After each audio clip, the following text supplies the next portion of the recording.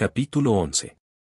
De los planes que habían discutido Bill y el Dr. Bob en 1937, el más realista fue la proposición de publicar un libro referente al programa. Incluso, para muchos de los que se opusieron a los hospitales y los misioneros a sueldo, el libro tenía sentido, aunque el plan había sido aprobado solo por una escasa mayoría. Al exponer en una forma clara el programa de recuperación, un libro podía prevenir la distorsión del mensaje, podía ser enviado o llevado a los alcohólicos de ciudades distantes, podía ayudar a dar publicidad al movimiento entre los no alcohólicos y hasta incluso podía dar a ganar dinero, el cual podía ser utilizado para establecer una oficina que manejara solicitudes, publicidad, etc. Tanto Bill como el Dr. Bob se preocupaban constantemente del dinero.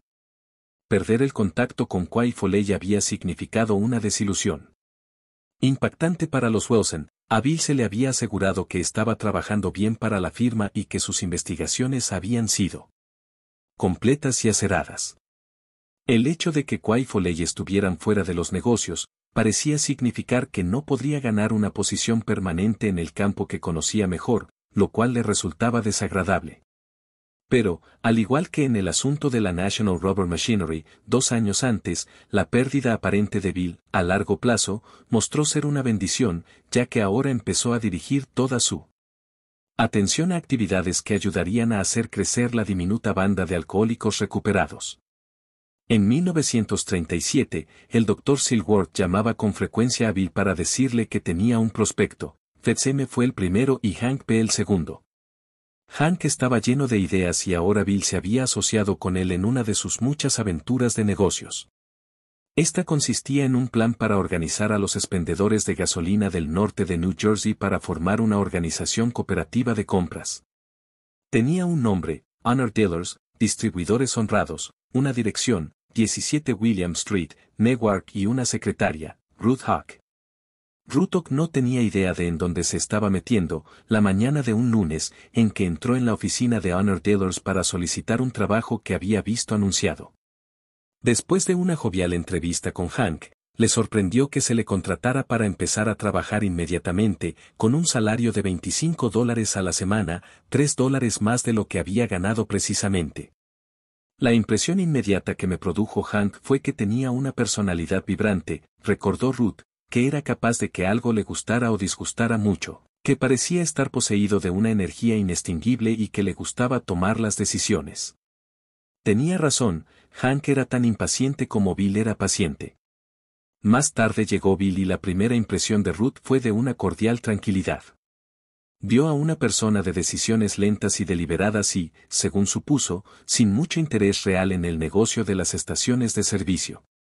Ese día más tarde, cuando Bill tuvo un visitante, Ruth escuchó fragmentos de una extraña conversación, el sufrimiento del borracho, la esposa que sufre, la borrachera es una enfermedad.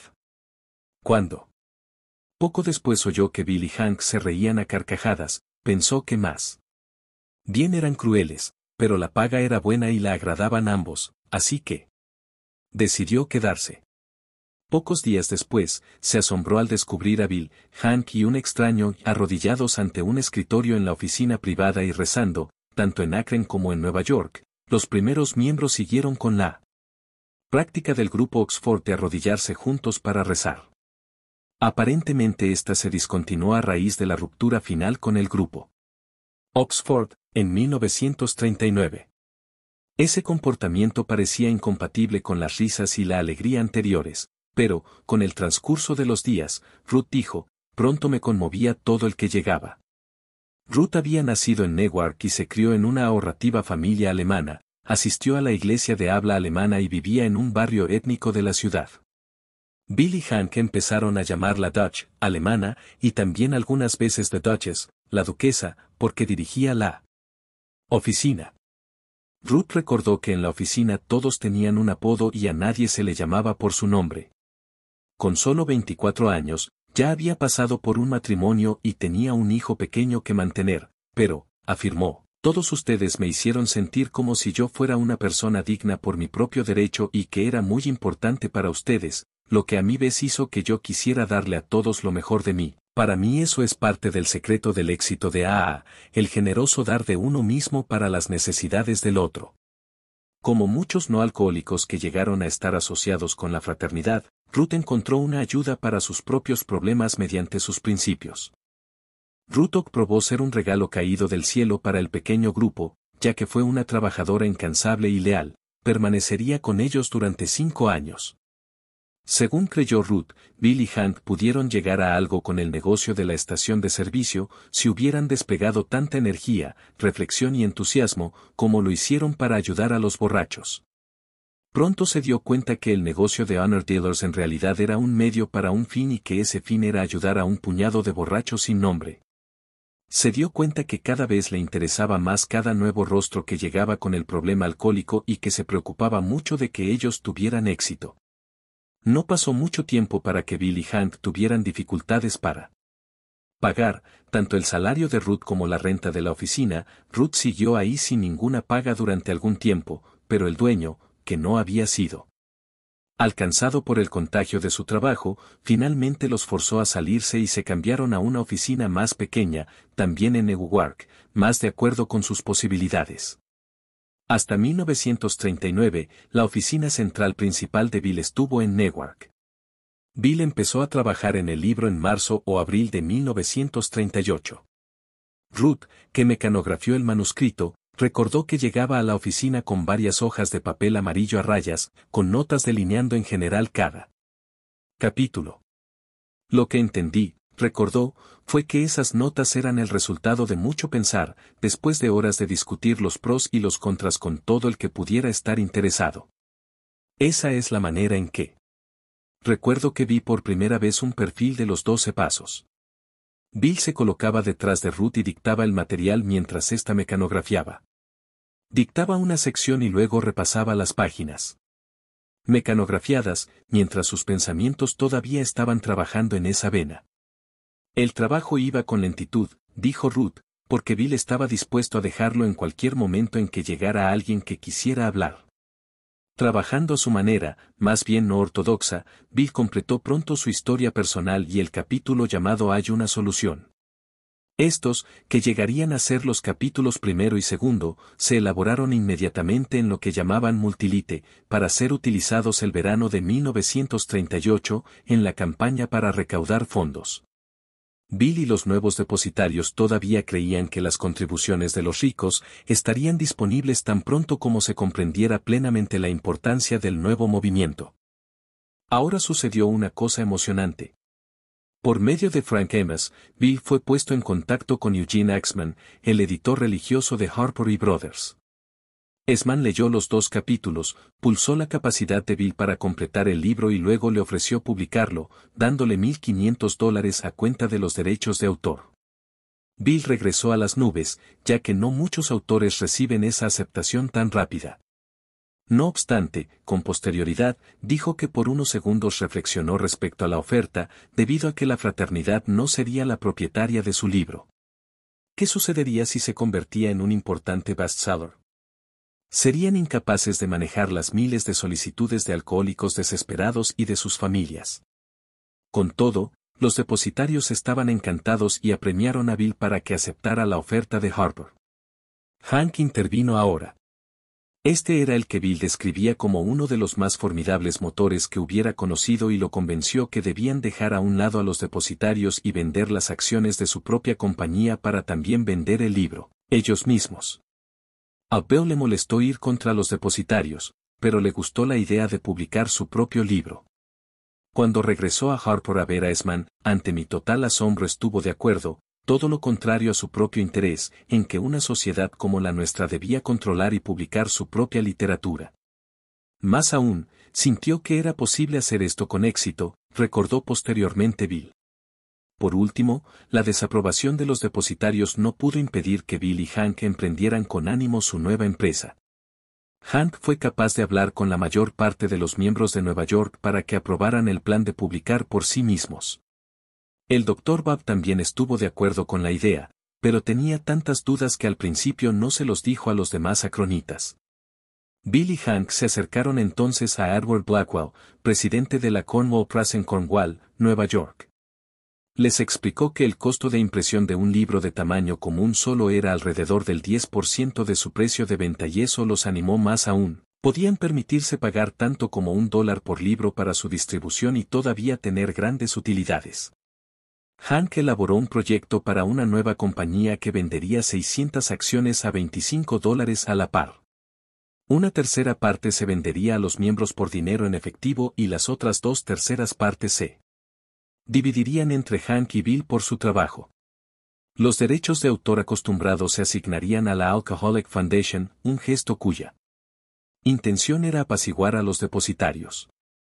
Hank apoyó su plan con diagramas que mostraban cálculos de las utilidades sobre la venta de 100,000, 500,000 e incluso 1,000,000 de libros, recordó Bill. Que no pensaba de una manera tan optimista, esperaba que los ingresos del libro capacitarían a él y a otros pocos a convertirse en trabajadores de tiempo completo para la fraternidad y a establecer una oficina central general. La siguiente acción de Hank fue formar una compañía a la que llamó Works Publishing, Inc., editora de obras, trabajo solo que funciona. La razón por la que se eligió ese título es asunto de cierta disputa. Algunos dijeron que la llamaron así por la cita que era la favorita de los acronitas, en particular de Anne Smith: la fe sin obras está muerta. Otros que fue por el dicho favorito de los miembros. Funciona. Hank compró un bloc de certificados de acciones en una papelería, mecanografió el nombre de la nueva compañía en la parte superior de cada certificado y puso su firma en la parte inferior con el título de presidente. Cuando protesté por estas irregularidades, recordó Bill, Hank dijo que no había tiempo que perder. ¿Por qué preocuparse de pequeños detalles? Bill puede haberse arrepentido después de su anterior precipitación, ya que la propiedad de las acciones de Works Publishing finalmente llegó a ser un asunto de aguda controversia. En retrospectiva, las versiones difieren respecto a quién fue creador de qué. El hijo de Hank dijo que este fue el que hizo que caminara como sobre ruedas el proyecto del libro y que su padre y Bill habían esperado ganar $1,000,000 por el proyecto. Ruth no estuvo de acuerdo, recordó que los dos fueron responsables por igual. En aquel entonces, no se hubiera escrito sin Bill y no se hubiera publicado sin Hank, afirmó. Tampoco creyó que ninguno de los dos esperara hacer una fortuna. Siempre, el motivo fue ayudar a la fraternidad. Su idea original fue empezar por deshacerse de los libros, tan pronto fuera posible. Cualesquiera fueran sus intenciones, lo que sucedió a continuación fue totalmente inesperado, tanto para Bill como para Hank. Ninguno de los alcohólicos de Nueva York compró una sola de las 600 acciones de Works Publishing. Bill y Hank se acercaron al Reader's Digest. ¿Consideraría esa publicación hacer una historia acerca de la fraternidad y el libro? Con la misma suerte que les había seguido en Harper, obtuvieron del editor del Digest lo que les pareció una promesa de una historia, cuando el libro se completara en la primavera. Sin embargo, no funcionó de esa manera. Cuando regresaron al siguiente año con el libro recién publicado, el editor del Digest se había olvidado de ellos, pero mientras tanto, con la fuerza de la promesa del Digest, se persuadió a otros miembros y amigos a que invirtieran. Pronto vendieron 200 acciones por $5,000 y Charlie Towns les prestó 2,500. Eso fue suficiente para apoyar el trabajo del libro durante el proceso de escritura, aunque no cubría el costo de impresión. Bill continuó poniendo gradualmente las ideas básicas en papel amarillo a rayas y luego dictando a Ruth borradores provisionales de los capítulos. No tenía unas líneas generales reales, sino que seguía solo una lista de encabezados posibles de los capítulos. Entonces enviaba al Dr. Bob, a Akron, copias de los capítulos para control y críticas, y él revisaba el mismo material con los miembros de Nueva York. Mientras que Bill recibió de Akron nada, excepto el más cálido apoyo, de los miembros de Nueva York, obtuvo lo que recordó como un verdadero mazazo. Posiblemente, los miembros de Akron estaban fuertemente en armonía con las ideas espirituales del Dr. Bob, mientras que en el grupo de Nueva York se encontraban miembros que eran agnósticos o escépticos. Otra razón posible fue la enorme influencia y el carácter del Dr. Bob. Su apoyo al libro virtualmente garantizaba que la mayor parte de los miembros de Akron también lo apoyarían. Después de completar el tercero y cuarto capítulos, más acerca del alcoholismo y nosotros los agnósticos, Bill llegó a un punto que había sido una barrera en su propia mente y le había dado preocupaciones considerables. Tenía que escribir el programa real para que lo siguiera el alcohólico y quería hacerlo tan poderoso como fuera posible. Tenía un gran temor de que el mensaje pudiera ser malinterpretado por los alcohólicos en lugares distantes, porque era diferente a pasar el mensaje cara a cara, cuando uno podía observar personalmente la reacción del otro y responder a las objeciones y preguntas o aclarar cualquier confusión. En letra impresa, no había una segunda oportunidad, lo que estaba impreso en la página Vine podía ser la única información a la que tendría acceso el alcohólico sufriente. Debería tener fuerza y ser completa, como aseguró Bill. No debe haber una sola excusa que sirva al alcohólico racionalizador para evadirse rápidamente. Bill estaba a punto de escribir el famoso capítulo 5. ¿Cómo funciona? El material básico para el capítulo fue el programa que, en forma personal y directa, había estado utilizando Bill desde su propia recuperación. En gran parte eran los principios del grupo Oxford y, además, tenía algunas de las ideas que había recogido de William James y del Dr. Silkworth. Más aún, Bill había trabajado cuidadosamente la funcionalidad y eficacia del programa inicial. En tanto que él fue el autor nominal del capítulo 5, de hecho estuvo sirviendo como vocero de todos los demás. De acuerdo con Bill, su programa personal directo había sido un procedimiento muy consistente, que contenía 6 pasos para lograr y mantener la sobriedad. No hay evidencia de que el grupo Oxford tuviera un programa así de específico, sin embargo, prevalecieron las ideas de él en estos 6 pasos originales. Según la lista que hizo Bill, admitimos que estábamos derrotados, que éramos impotentes ante el alcohol. Hicimos un inventario moral de nuestros defectos o pecados. Confesamos o compartimos nuestras limitaciones en confidencia con otra persona. Hicimos restituciones a todos aquellos que habíamos dañado por nuestra manera de beber. Intentamos ayudar a otros alcohólicos sin pensar, en lo absoluto, en recompensa en dinero o prestigio. Rezamos a cualquier Dios que pensamos que existiera, para obtener la fuerza para practicar estos principios. Aunque estos pasos habían ayudado a la recuperación de los alcohólicos de Nueva York y Akron, Bill sintió que el programa todavía no era definitivo. Quizá nuestros 6 trozos de verdad se deben romper en parte más pequeñas, afirmó. Así podríamos llegar mejor hasta el desamparado lector distante y, al mismo tiempo, podríamos ser capaces de ampliar y profundizar las implicaciones espirituales de toda nuestra presentación. Bill dijo que escribió los 12 pasos mientras estaba acostado en la cama, en el 182 de Clinton Street, lápiz en mano y con un bloc de hojas amarillas a rayas en su rodilla. Dijo Lois que los escribió en la cama, no porque realmente estuviera enfermo, aunque no se sentía bien, y si podía acostarse, lo hacía, estaba en la cama, y aunque ese era el mejor lugar para pensar. Al empezar a escribir, pidió guía y se relajó. Las palabras empezaron a volcarse con asombrosa velocidad. Completó su primer borrador aproximadamente en media hora, luego siguió escribiendo hasta que sintió que debía detenerse y revisar lo que había escrito. Al numerar los pasos, encontró que sumaban 12, un número simbólico. Pensó en los 12 apóstoles y pronto quedó convencido de que la sociedad debería tener 12 pasos. Se ha perdido el primer borrador de los 12 pasos, tal como Bill lo escribió esa noche. Esta es una reconstrucción aproximada de la manera en que los escribió la primera vez. Admitimos que éramos impotentes ante el alcohol, que nuestras vidas se habían vuelto ingobernables. Llegamos al convencimiento que Dios podría devolvernos el sano juicio. Tomamos la decisión de poner nuestras voluntades y nuestras vidas bajo el cuidado y dirección de Dios. Sin miedo hicimos un minucioso inventario moral de nosotros mismos. Admitimos ante Dios, ante nosotros mismos y ante otro ser humano la naturaleza exacta de nuestros defectos. Estuvimos enteramente dispuestos a que Dios nos liberara de todos estos defectos de carácter. Humildemente, de rodillas pedimos a Dios que nos liberara de nuestros defectos, sin que retuviéramos nada. Hicimos una lista completa de todas aquellas personas a quienes habíamos ofendido y estuvimos dispuestos a reparar el daño que les causamos. Reparamos directamente a cuantos nos fue posible, excepto cuando el hacerlo implicara perjuicio para ellos o para otros. Continuamos haciendo nuestro inventario personal y cuando nos equivocábamos lo admitíamos inmediatamente. Mediante la oración y la meditación buscamos mejorar nuestro contacto con Dios, rezando solo para conocer su voluntad para nosotros y la fortaleza para cumplirla.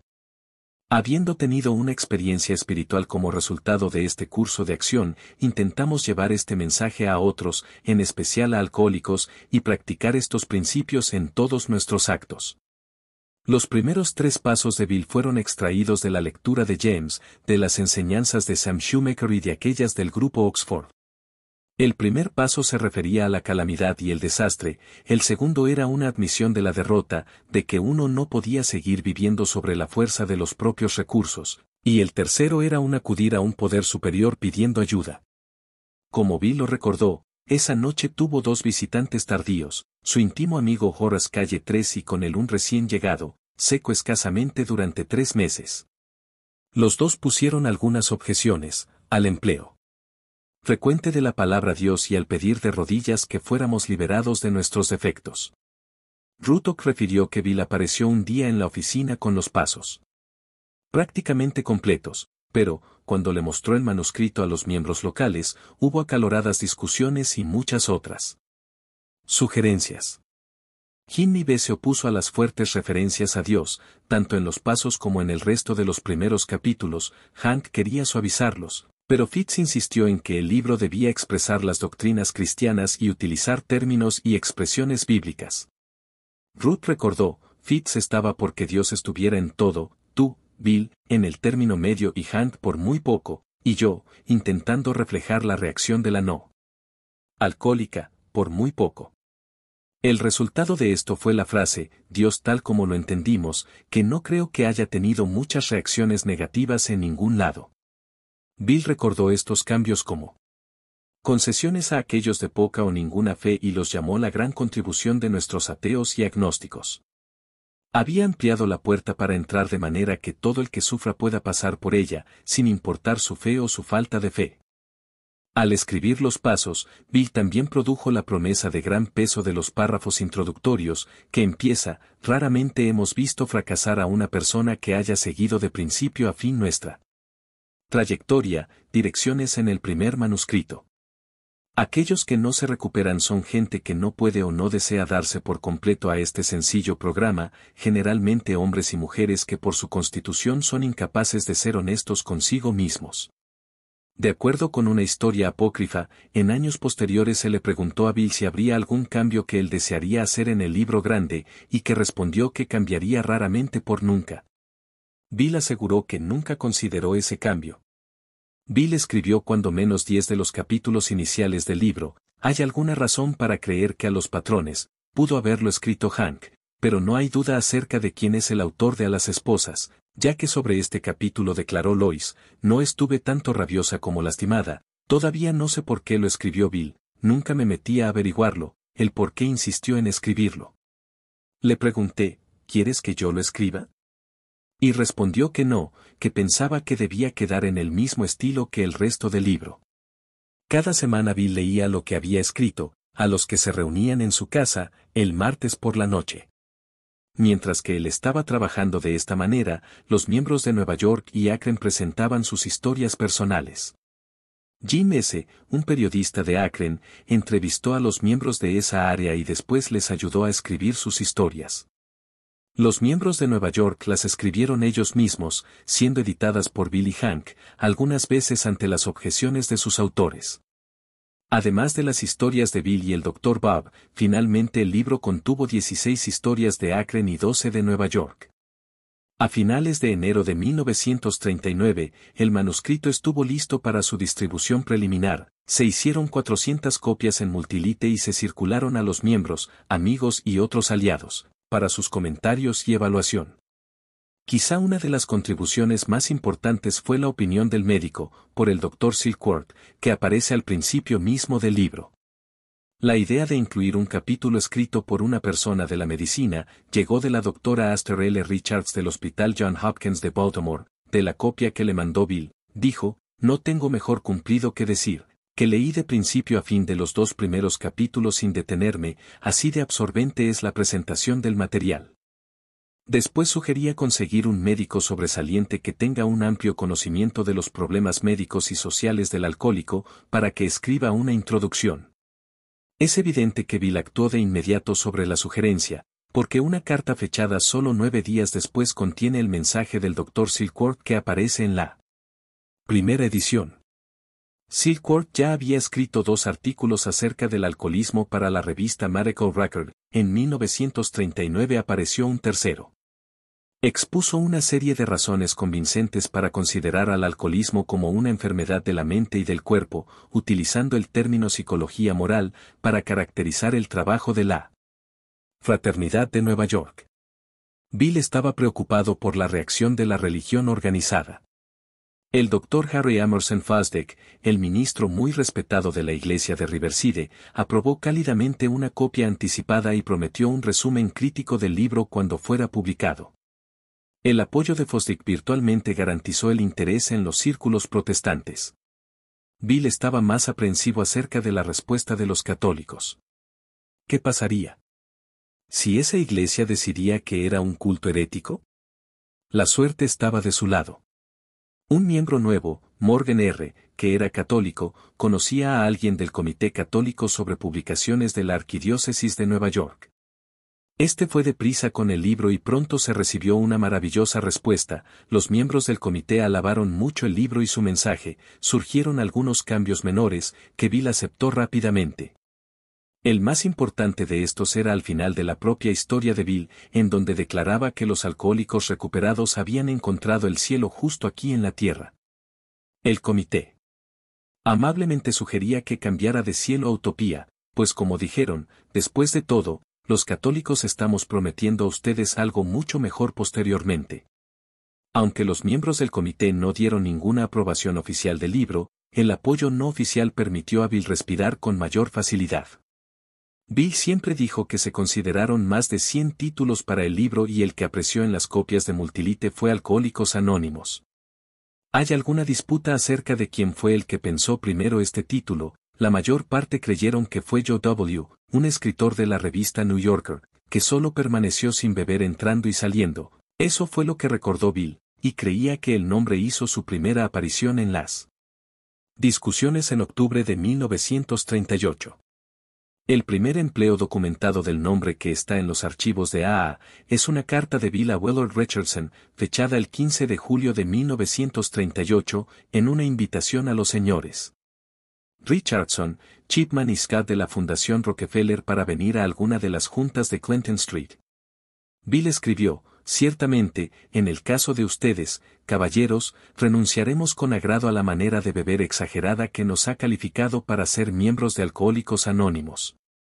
Pensamos en ustedes como en uno de nosotros, ya que no hay miembros honorarios. Ahí, el nombre se utiliza de una manera que parece indicar que Richardson ya estaba familiarizado con él. De acuerdo con una carta del Dr. Richardson del Johns Hopkins, fechada el 18 de julio de 1938, en esa época Bill estaba empleando Alcohólicos Anónimos, tanto como título de trabajo para el libro, como nombre para la fraternidad.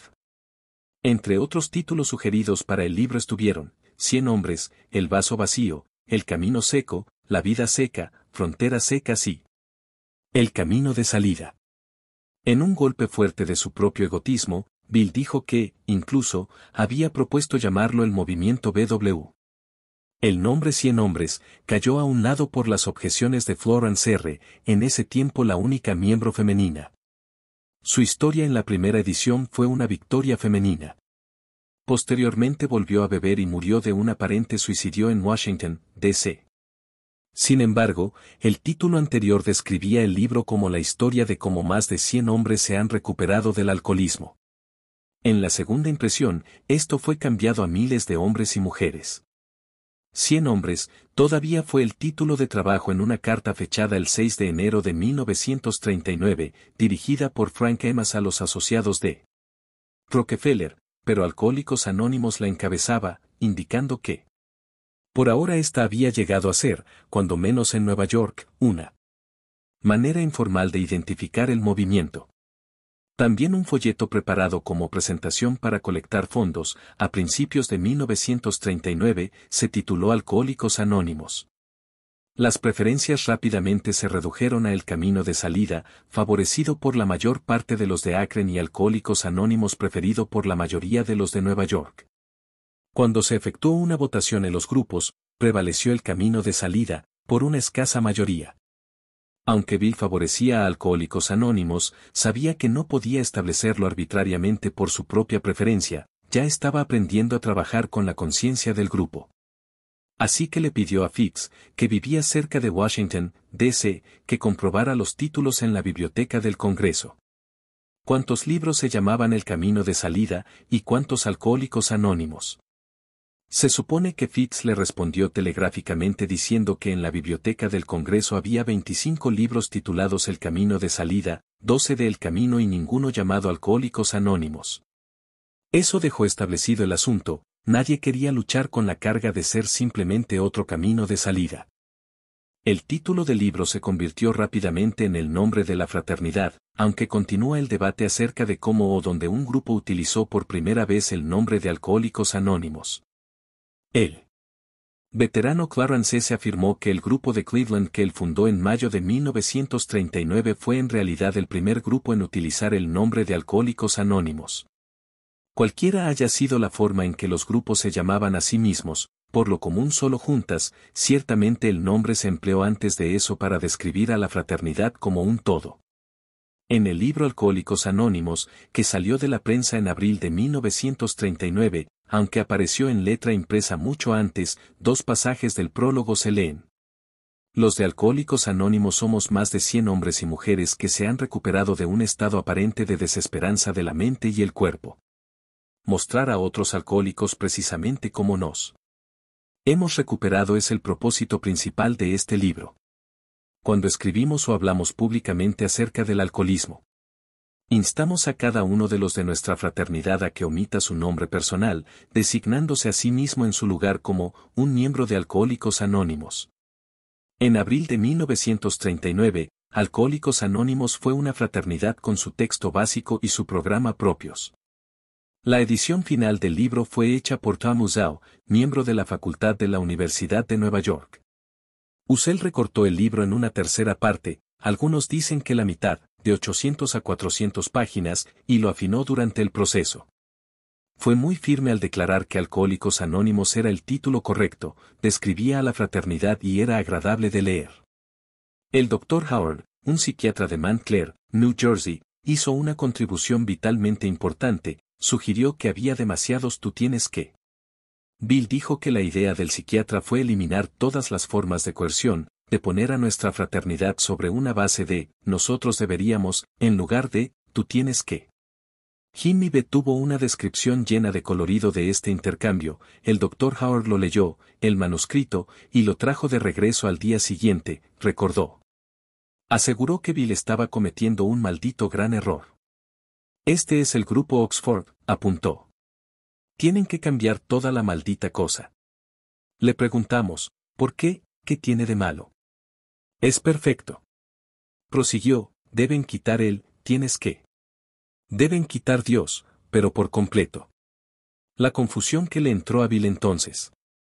Casi se voló la tapa de los sesos. Aquí estaba su bebé destrozado por un psiquiatra loco. Con todos los capítulos completos y editados, Bill y Hank regresaron con Edward Blackwell de la Cornwall Press y dijeron que estaban listos para que empezara la impresión. Pero había un problema, casi estaban en quiebra, sin embargo, todavía creían que el artículo del Reader's Digest podría hacer que el libro tuviera un éxito abundante. Blackwell los ayudó de 2 maneras, primera, en que estuvo de acuerdo en imprimir el libro y aceptaran $500 era todo lo que había disponible como pago inicial. Después, en que le sugirió una tirada inicial de 5,000 ejemplares, en lugar de las cifras irreales en las que habían pensado Bill y Hank. Bill creyó que Blackwell había captado el espíritu y quería ayudarlos, incluso a riesgo de una pérdida financiera para él mismo y su firma. En años posteriores, Bill nunca dejó de expresar gratitud hacia Blackwell, y continuó imprimiendo el libro grande en Cornwall Press, durante mucho tiempo después de que llegó a tener una venta constante, de manera que el libro también dio utilidades a la compañía. El manuscrito que entregaron a la imprenta en Cornwall, Nueva York, había sido revisado y cambiado tantas veces que casi era ilegible. El administrador de la imprenta estaba tan horrorizado, que casi se los regresó para que lo volvieran a mecanografiar, pero, como recordó Bill, el supervendedor Hank lo persuadió para que lo aceptara así y pronto les entregó las galeras para sus correcciones y aprobación. Hubo una última cuestión que se discutió y argumentó antes que empezaran a rodar las prensas: ¿cuál sería el precio de venta? Por último decidieron que sería $3.50, más bien alto para 1939.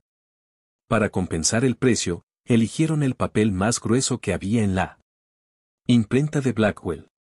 El volumen original resultó ser tan voluminoso que se le llegó a conocer como el libro grande, recordó Bill. Por supuesto, la idea era convencer al comprador alcohólico de que realmente estaba obteniendo algo que valía ese dinero. La primera impresión resultó 1,25 centímetros más gruesa que la edición actual, aunque la última tiene 14 historias más y un apéndice adicional. Rutok recordó otra razón diferente para el tamaño del libro. Pensó que se produjo teniendo en mente al miembro nuevo o en prospecto. La idea, tal como la entiendo, fue que para empezar, todo el que leyera este libro iba a estar tembloroso y nervioso, y no querría una letra chica en páginas delgadas. Creyeron que un alcohólico las manejaría mejor, las páginas gruesas. En marzo de 1939 salieron de las prensas las páginas y se encuadernaron en una cubierta gruesa, de color rojo oscuro con un sencillo Alcohólicos Anónimos, en doradas letras cursivas en bajorrelieve. Para haber tenido todos los obstáculos que tuvo en su preparación, Alcohólicos Anónimos resultó ser tanto atractivo como agradable, digno de su papel como libro de texto básico de esta nueva fraternidad. Se había terminado en solo un año y presentaba la experiencia de AA con el alcoholismo además del programa de 12 pasos, en un lenguaje sencillo, directo. Las historias personales eran dramáticas y persuasivas. Significativamente, casi todo lo que el libro tuvo que decir referente a los problemas del alcohólico y de su recuperación, todavía es aplicable hoy. El prólogo de esa primera impresión, publicada en abril, establecía: no somos una organización en el sentido convencional de la palabra, no se pagan derechos ni cuotas. El único requisito para ser miembro es un deseo sincero de dejar la bebida. No estamos aliados con ninguna creencia, secta o religión en particular, ni nos oponemos a ninguna. Sencillamente deseamos ser útiles a aquellos que sufren esta enfermedad. Con pocos cambios y adiciones, esa declaración de propósito se repetiría como un preámbulo en los años por venir, todos los días, en miles de grupos de AA. En septiembre de 1983 se habían impreso y distribuido 4 millones de ejemplares del libro grande. En años posteriores, algunos miembros de AA se refirieron a este procedimiento como los 6 pasos del Grupo Oxford. El Rev. Willard Hunter, que durante 18 años fue miembro del personal de tiempo completo en diversos puestos en el Grupo Oxford y el MRA, dijo: nunca vi ni nada parecido a los 6 principios. Sería imposible encontrarlos en ninguna literatura del Grupo Oxford, MRA. Creo que deben haber sido escritos por alguien más bajo una especie de concepto erróneo. En Alcohólicos Anónimos llega a la mayoría de edad, que se publicó en 1957, Bill se refirió a Horace como Howard E. Horace había renunciado como depositario después de una disputa y Bill no deseó ofenderlo al utilizar su nombre.